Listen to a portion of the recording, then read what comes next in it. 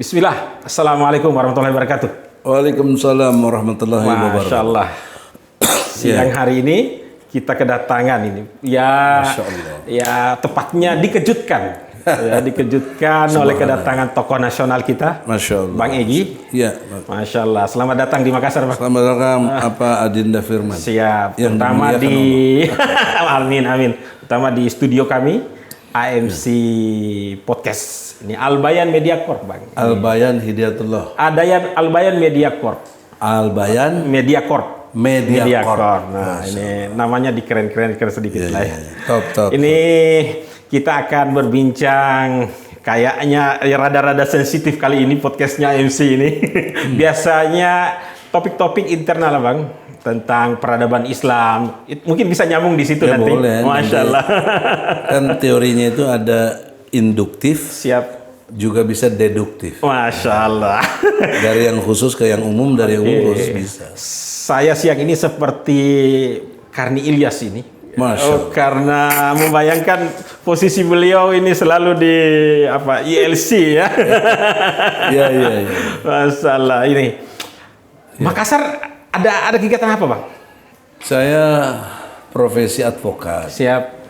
Ada klien saya di Jeneponto. Oh. Kurang lebih 3 jam dari sini ya. Iya, betul. Itu tanahnya kurang lebih 150 hektar. Diambil alih oleh tokoh di sini juga. Iya. Kerjasama dengan PLN. Oh, iya. Nah, membuat satu keadaan yang menurut saya Iya. undang-undang itu kan mestinya ditaati. Iya. Apalagi kita berbasis Islam, ada Quran dan hadis. Iya. Pengetahuan saya tentang tanah itu sejengkal tanah yang bukan punya kita. Akan dipertanggungjawabkan. Oh, berat sekali. Dihimpit oleh tanah itu nanti di akhirat. Oh, begitu. Kira-kira ada kaitannya dengan kunjungannya Bang Anies Baswedan ini biasa, Bang? Itu juga mungkin? Enggak juga. Oh, nah. Karena nanti malam saya pulang. Oh, berarti nggak ketemu ini, Bang? Ya. Oh, begitu. Tapi saya dukung beliau, dia adik saya tuh, HMI. Yes, keren. Tapi terakhir waktu kemarin Silatnas ya, Bang ya? Yang di Jakarta kali ya, yang beliau nggak datang, Oh, iya. Abang Egy keluarkan pernyataan yang itu begini. Iya. Dalam perspektif capres, Iya. nggak ada lebih hebat dari Anies. Oh. Dia the best. Iya. Tapi dalam perspektif kinerja, saya wajib kritik. Oh. Sebagai adik dengan penuh kasih sayang, bukan kebencian. Kalau kebencian ya ngapain dukung dia juga. Iya. Cuma saya ingatkan dia, ada kebijakan-kebijakannya yang tidak kondusif Iya. untuk penegakan ajaran Islam. Misalnya perda Islam. Atau kalau perda susah karena ada PDIP, ada PSI. Iya. Sehingga tidak bulat dan susah. Ya pergub dong. Iya. Peraturan gubernur kan dia bisa buat sendiri. Yang sifatnya misalnya melarang miras atau apa. Kan enggak. Jadi frekuensi kriminalitas itu tinggi. Iya. Pengetahuan saya misalnya pencurian. Skala 2 menit sekali terjadi. Jakarta? Oh. Terbiasa. Berarti ada yang salah. Ada apa dengan masyarakat kita atau dengan pemerintahan kita ini? Kenapa dengan Saya lebih cenderung Iya. yang salah pemerintah. Oh, iya. Karena rakyatnya orang yang diatur. Masa orang yang diatur disalahin? Oh. Yang ngatur dong. Iya. Gitu? Iya. Yang mati karena narkoba ini udah lama penelitiannya. Mungkin sekarang tambah. 50 orang setiap hari meninggal Iya. gara-gara narkoba. Itu confirm dengan BNN juga ada data itu. Tapi hal ini cenderung banyak. Ya. Kemudian yang diperkosa 4 jam sekali terjadi perkosaan. Kalau kita lihat sadisnya diangkut aja diperkosa. Nauzubillah min dzalik. Ya Allah, kasihan kan umat. Iya. Nggak terlindungi. Dalam kaitan dengan Nah, itu kan perlu kebijakan gubernur. Oke. Kalau itu menyangkut nasional, ya dia koordinasi dengan presiden. Dengan presiden. sampaikan keluhannya dan lain-lain. Presiden harus begini. Iya, iya. Nah, dia bisa ambil alih tingkat DKI. Jangan lupa DKI itu daerah khusus. Ya, jadi ada hukum seperti Aceh. Iya. Kenapa Aceh bisa? Iya, iya, iya. Iya. Kan daerah istimewa. Jogja bisa. Bisa. Dengan kekeratonannya. Oke, oke, oke. Ciri khas bisa. Kenapa DKI nggak bisa? Tapi ini nggak boleh alasannya multikultural dan nggak bisa. Tapi ini mungkin yang akan menjadi titipan. Karena titik temu kita Undang-Undang Dasar 45. Iya, iya, iya, iya. Di pasal 29 ayat 2, Iya.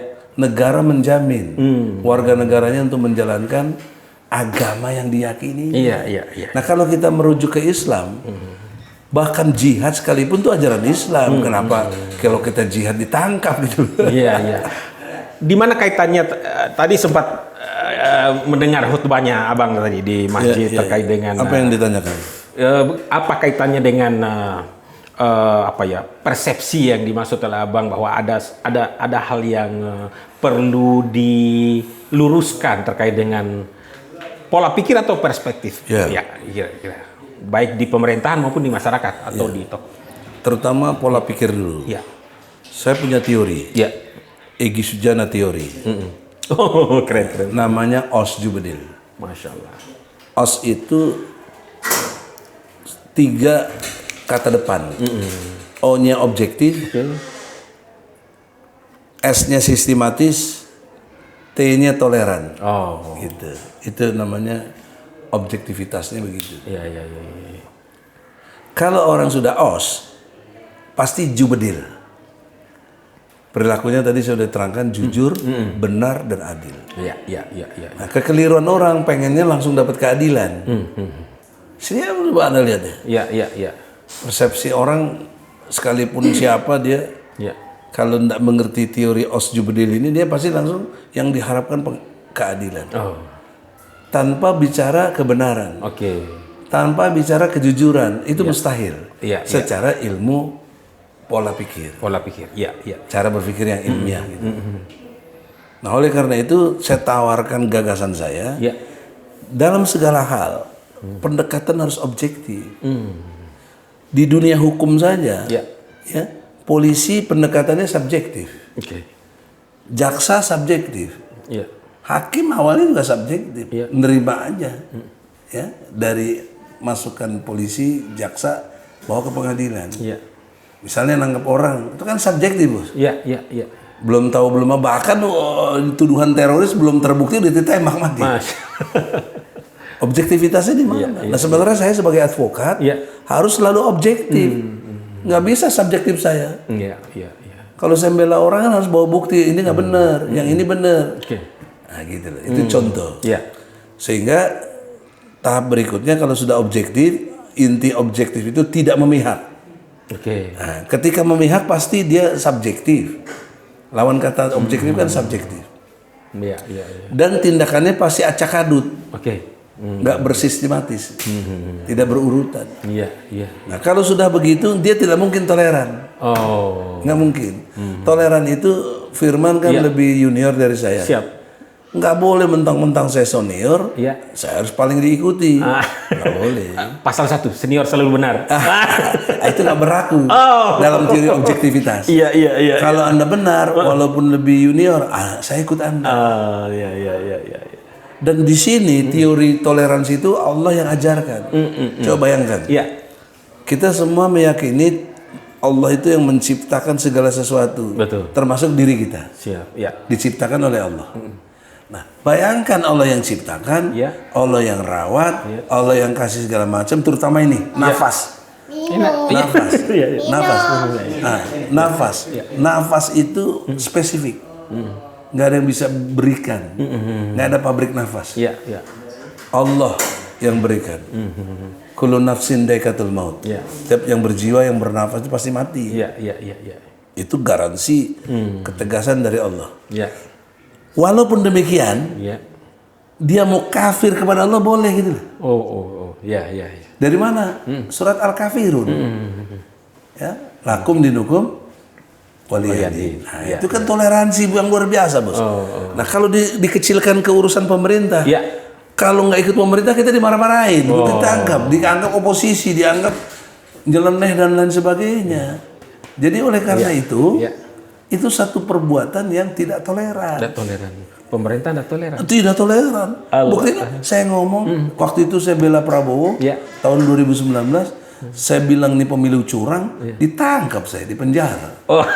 Itu kan contoh tidak toleran itu. Iya. Harusnya argumentasi itu dilawan dengan argumentasi juga. Iya. Saya nuduh pemilu curang, buktikan tidak curang. Kan begitu loh. Iya.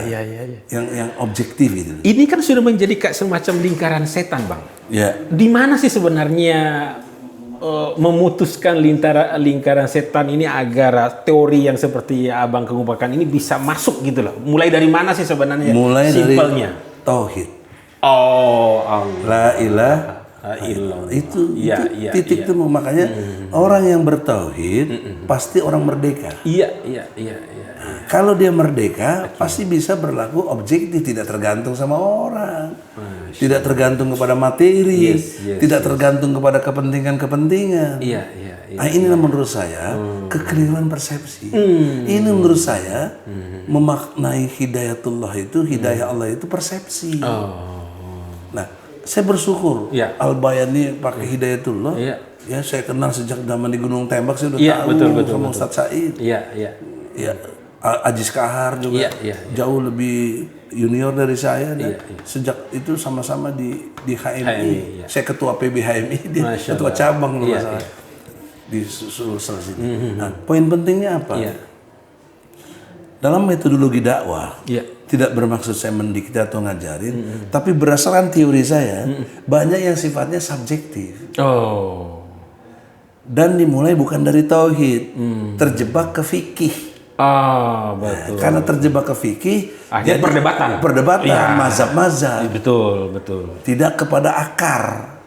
Akidah itu kan akar. Betul. Akidah. Usul. Iya. Pokok. Iya. Jadi kalau mau menyudahi dalam arti tidak menjadi lingkaran setan, ku anfusakum wa akhlikum nar. Nah, jaga dirimu dan keluargamu. Jadi itu spesifikasi Islam itu. Spesifikasi Islam. Spesifikasi Islam yang sangat nggak dipunyai oleh ajaran apapun. Bagaimana ada itu surat At-Tahrim itu loh. Ayat 6. Mulai dari dirimu. Nah, dirimu itu apa? Lihat lagi ada di surat ke-17 ayat 36 Al-Isra. Jangan kamu ikuti sesuatu yang kamu tidak tahu. Pendengaran, penglihatan, hati akan dimintai pertanggungjawaban. Itu kan objektif, Bos. Nah, bandingkan dengan dunia politik. Enggak perlu tahu deh, lu mending gua kasih amplop 50.000 ikuti ya. Mau bener apa enggak? Bang, ini teorinya ini sudah diformulasi dalam satu referensi yang ditulis gitu atau apa gini, yang bisa supaya masyarakat bisa. Tahun 2020 saya sudah ajukan untuk profesor di Asian University Malaysia. Iya. Karena berbarengan itu akhir tahunnya masuk ke 2021 ada COVID toh. Iya. Nah, jadi terhindar. Tertunda. Tapi alhamdulillah tanggal 16 Juli 2022 saya sudah dianugerahi gelar profesor dari sana. Masya Allah. Nah, saya buat teori itu. Sudah saya dalam bentuk buku. Sekarang mau dicetak. Kalau bisa nanti kalau jadi bedah buku di sana. Siap. Wah, karena ini membuka cakrawala berpikir yang jauh lebih luas. Karena secara epistemologi ini kan, secara Islam ini kan. Islam betul. Semua teori saya ambil dari prinsip-prinsip Quran. Jadi bukan satu hal yang baru dalam perspektif Islam, tapi dalam konteks teori baru, Bos. Karena saya nggak dengar dari zamannya Plato, dari zamannya Socrates, dari zamannya Hans Kelsen, nggak ada. Saya nggak melihat. Akhirnya ini yang menjadi masalah mendasar bagi bangsa ini. Sehingga beda persepsi. Ketika beda persepsi, seperti orang buta melihat gajah yang tidak bisa dilihat, dia pegang ekornya begini, yang lain pegang hidungnya belalai gini, yang pegang kupingnya, kan persepsinya jadi macam-macam. Nah, satu problem seriusnya Kenapa orang berdebat banyak di tingkat hadis? Iya. Ini pemahaman saya. Iya, Ya. iya. Ya kalau nggak benar dikritik, jangan Iya. disalah-salahin. Saya nggak usir mana ya. Siap. Misalnya, kenapa kita sholat saja ada yang begini? Iya. Ada yang cuma di belakang, lurus ya. Ada yang gini-gini. Iya. Ada yang diam aja. Apa? Pakai logika objektif gimana coba? Iya. Jawabnya gimana? Nah, ini metodologi nyelesain masalah. Oh. Nah, jawabannya konkret dan selesai. Apa? Nggak ada yang pernah lihat Muhammad. Oh, iya iya. Karena hadis itu 200 tahun setelah Muhammad wafat. Iya. Iya betul. Iya, dan Rasulullah mengerjakan apa ya, beragam dari tata cara Akhirnya itu. banyak. Dan kalau orang yang blow on akhirnya yang dia dapat aja yang paling benar katanya. Iya. Juga bagaimana menyelesaikan hadis Nabi yang berkait dengan 73 golongan. Iya. Hanya satu golongan yang benar. Nah, bingung orang sampai sekarang. Iya. Nah, saya tidak. Dengan teori saya mengerti. Iya. Bagaimana caranya? Nah, caranya adalah Quran bil Quran. Quran harus dijelaskan nama Quran. Lewat pendekatan di samping tafsir kan ada tadabur. Ya, tadabur. Beda. Betul. Nah, bedanya apa kalau tafsir? Alat pendukungnya mesti banyak. Asbabun nuzul, mazhab ini, pendapat kiai ini, semuanya lah. Ulama ini. Nah, kalau tadabur enggak. Tadabur lihat dari fungsi. Iya. Apa fungsi Quran? Furqan. Iya. Furqan itu apa? Pembeda. Iya. Misalnya orang memahami kita harus berjuang. Kita harus lenyapkan kebatilan-kebatilan. Dia lupa. Iya. Kebatilan pasti hilang, tegakkan dulu yang hak. Iya. Oke. Bagaimana mau kebatilan sirna kalau yang haknya nggak ditegakkan? Abang, ini kan teori ya. Teori ini kan jika dioperasionalkan diterapkan, direalisasikan. Kira-kira ini apalagi dengan momen menjelang pemilihan presiden dan lain-lain ini. Nah, makanya saya selesaikan dulu yang tadi penting ya 73 golongan tadi. Selesainya di Quran bil Quran. Quran dijelaskan sama Quran. Nah, saya pakai surat Al-Baqarah ayat 177. Oke. Nanti dicek lah. Anda dibikin dalam tulisan podcast ini diurai itu. Oke. Nanti di bawah layar nanti. Ada kurang lebih 15 poin. Oke. Itulah umatku atau hambaku atau orang-orang yang berimannya benar kata Allah. Nah, kalau itu yang benar jangan pilih yang lain dong. Al-Baqarah 177. Masya Allah, siap. Nah, kemudian untuk membuktikan secara empiris, lihatlah sput. Apa itu sput? Sifat, pikiran, ucapan, tindakan dari Nabi Muhammad. Gitu. Baru pakai referensi hadis. Siap. Sput. Tapi acuan utamanya Quran. Nah, yang ketiga, setelah Quran dan Sunnah, ada mestinya uswah. Uswah itu contoh teladan. Dalil saya Al-Azhab ayatnya 21. Kemudian disalawatin di ayatnya 56. Menariknya gini Mas Umar. Allah perintah salat nggak? Iya. Allahnya salat nggak? Kan Tuhan. Iya. Allah perintah puasa nggak? Iya. Allah puasa nggak? Iya. Ini logika nih. Allah perintah berjihad, Allahnya jihad. Tapi Allah perintah salawat, Allahnya sendiri bersalawat. Nah, tutup bos, nggak ada yang punya itu teori. Masya Allah. Kan baru terbuka, ini namanya hidayatullah. Itu persepsi. Siap. Selama ini kita nggak paham. Tapi ada saja kelompok yang menafikan selawat. Masya Allah. Ada bahkan aliran ingkar sunnah ada. Bagaimana sih? Iya. Kan blow on orangnya. Iya, dibawa ke konteks keindonesiaan. Dalam keindonesiaan, konteks capres misalnya, ada yang perempuan. Ada yang sudah berkali-kali capres kalah terus gitu. Terus pindah aliran dari kampret jadi cebong misalnya. Nah, ada satu lagi adik kita Anies yang insya Allah bersih dalam arti nggak ada terkait begitu-begitu. Iya. Tapi persoalannya apa? Dia dituduh politik identitas. Identitas. Ini keliru, Iya, Bos. iya. Kenapa keliru? Iya. Sejak awal Indonesia hadir tuh identitas. Iya, iya. Dalilnya mana? Pasal 29 ayat 1 dan ayat 2 UUD 45. Apa bunyinya? Negara Republik Indonesia berdasar kepada ketuhanan yang Maha Esa. Iya, iya. Itu identitas bukan? Iya, iya. Dari mana kalau berani tidak menunggu identitas? Betul. Waktu merdeka teriak merdeka atau mati, teriakannya Allahu Akbar. Itu identitas bukan? Identitas. Kebloan. Iya.